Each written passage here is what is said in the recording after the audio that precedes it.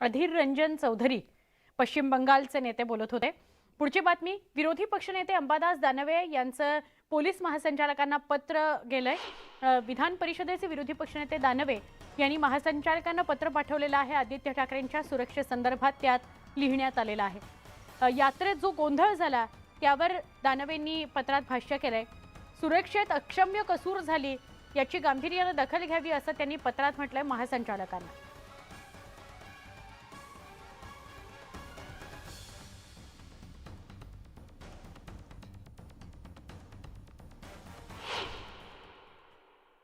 गोंधळ काहीच नाही झाला।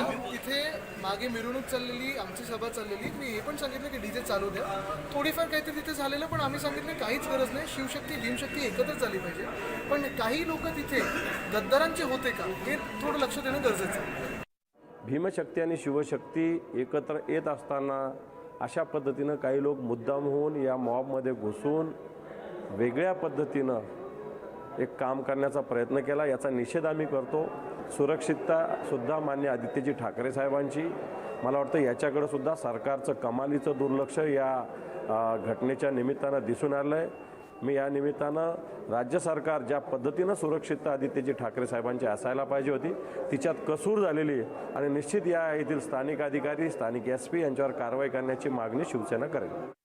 नक्कीच हे सरकार गेल्यापासून आमच्या सगळ्यांच्या सुरक्षा व्यवस्थेच्या बाबतीमध्ये सरकारनं जी भूमिका घेतलेली आहे ती अत्यंत घृणास्पद आणि धक्कादायक आहे। आदित्य ठाकरे हे प्रमुख नेते आहेत, त्यांची सुरक्षा व्यवस्था पाहायलाच पाहिजे। याशिवाय उद्धव ठाकरेंबरोबर आमच्यासारखे जे नेते राहिलेले आहेत, काम करतो, त्या सगळ्यांची सुरक्षा व्यवस्था काढून घेतलेली आहे। काय कारण आहे, कोणी केलं याच्याबद्दल काय अजून स्पष्टता मला दिसत नाही आहे। परंतु ह्या अशा बाबतीमध्ये स्थानिक पोलीस आणि त्यांच्याबरोबरची सिक्युरिटी त्यांनी काळजी घेतली पाहिजे आणि कुठेही उद्रेक होणार नाही अशा रीतीने सुद्धा पोलिसांचा हस्तक्षेप होता कामा नये।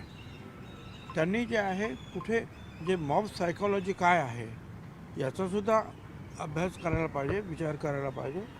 आणि हे असे प्रसंग मग कुठलाही लोकप्रतिनिधी असेल, ते उद्धव ठाकरे असतील किंवा मग दुसऱ्या गटाचे असतील किंवा काँग्रेसचे असतील, कोणी असतील, त्यांच्यावर असा प्रसंग येणार नाही याची काळजी विशेषतः पोलिसांनी घ्यायला पाहिजे।